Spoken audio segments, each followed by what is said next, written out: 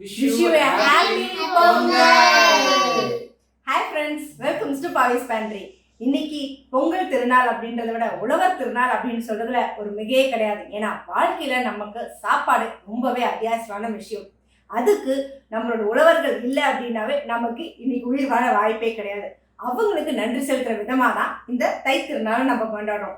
So தை திருநாளை சாதாரணமாக கொண்டாடாம சக்கரை பொங்கல் செஞ்சு ஒரு இனிப்போட கரும்போட சேர்த்து கொண்டாடுதான் இது. வாங்க வீடியோக்குள்ள போல எப்படி வந்து சூப்பரான சக்கரை பொங்கல் சேர்த்துன்னு பார்ப்போம். அப்பமா சக்கரை பொங்கல் ரெடி. சக்கரை பொங்கல் செய்ய தேவையான பொருட்கள்: பச்சரிசி 1 கப்பு, பாசிப்பருப்பு 1/2 கப்பு, வெல்லம் 1 கப்பு, நெய் ஒரு 50-100 கிராம், முந்திரி திராட்சை, ஏலக்காய் ஒரு 3, பால். பொங்கல் வைக்கிறதுக்கு எப்போவுமே வந்து அரிசி களைஞ்ச தண்ணியில் வச்சு தான் வைப்பாங்க. முதல் தண்ணியை ஊற்றிட்டு 2வது தண்ணி எடுத்து ஊற்றி பொங்கலுக்கு எவ்வளோ வேணுமோ அந்த அளவுக்கு தண்ணி வச்சுக்கோங்க. நல்லா தண்ணி கொதிக்கணும். கொதிச்சு வரும்போது நம்ம அந்த அரிசி இதெல்லாம் போடுவோம். தண்ணி ஃபஸ்ட்டு மூடி வச்சு கொதிக்க விடலாம். சூப்பராக பொங்கி வருதுங்க.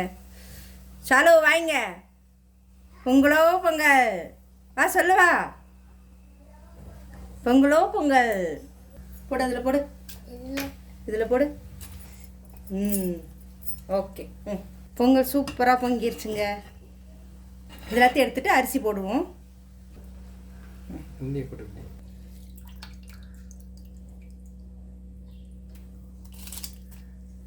எப்பவுமே நல்லா அந்த மாதிரி கொதிக்கும் போது போட்டிங்கன்னா தான் சூப்பராக இருக்கும் டேஸ்ட்டு.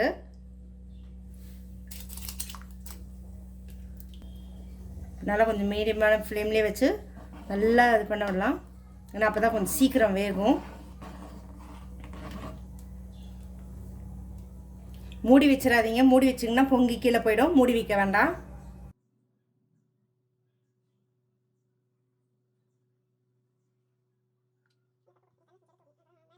நம்ம பொங்கலுடைய அரிசியும் பருப்பும் நல்லா அப்படியே குழஞ்சிருச்சுங்க. இன்னும் நல்லா குழையட்டும்.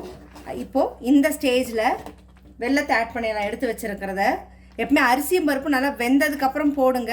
இல்லை அப்படின்னா என்னென்னா அரிசியும் வேகாது பருப்பும் வேகாது, ஒரு மாதிரி முழுசாக இருக்கும். இந்த ஸ்டேஜில் வெல்லத்தை ஆட் பண்ணலாம். நல்லா அதுலேயே அப்படியே கரையிட்டோம். ஸ்வீட் நிறைய பிடிக்குன்றவங்க நீங்கள் அரிசி எவ்வளோ போடுறீங்களோ அந்த அளவுக்கு நீங்கள் வந்து வெல்லம் போட்டுக்கிட்டால் போதும். சொல்லுங்க, பொங்கல் ஆல்மோஸ்ட் ரெடி ஆகிடுச்சுங்க. இந்த ஸ்டேஜில் கொஞ்சமாக பால் ஆட் பண்ணிக்கோங்க. நிறைய ஆட் பண்ணிங்கன்னா ஒரு மாதிரி திரிஞ்ச மாதிரி ஆகிடும். ஸோ கொஞ்சமாக பால் அந்த டேஸ்ட்டுக்கு. அது இந்த வெல்லம் வந்து எப்படின்னா இந்த பாவ வெல்லம் போட்டிங்கன்னா டேஸ்ட்டு செம சூப்பராக இருக்கும். ஆனால் இங்கே பாவ வெல்லம் எனக்கு இந்த அளவு கிடைக்கல. பாவ வெல்லம் போட்டினா அப்படியே அந்த கலரே நல்லா ப்ரௌனாக சூப்பராக இருக்குங்க. நல்லா கிளறிக்கோங்க. நல்லா அப்படி திக்காய் வரணும். இன்னும் மீடியம் ஃப்ளேம் வச்சுக்கோங்க. ஏன்னா வந்து சட்டுன்னு அடி பிடிச்சிரும். இப்போது தட்டி வச்சுருக்க ஏலக்காய் போட்டுடலாம். இதில் கேரளா சைடில் ஒரு ஸ்பெஷலாக செய்வாங்க. வெல்லம் போடாமல் ஃபுல் அண்ட் ஃபுல் பால்லே வேக வச்சு சக்கரை போட்டு செய்வாங்க. அது ஒரு மாதிரி இருக்குங்க, செம்ம டேஸ்ட்டாக இருக்கும். அது இன்னும் அது கண்டிப்பாக இன்னொரு தடவை செய்யும்போது அதையும் நான் வந்து உங்களுக்கு அப்லோட் பண்ணி விடுறேன், அந்த வீடியோவையும். ஓகே, நல்லா இதாகி வருது. இந்த ஸ்டேஜில் நம்ம வறுத்து வச்சுருக்கிற முந்திரி திராட்சை இருக்குங்களா, அதையும் இதில் ஆட் பண்ணிடலாம்.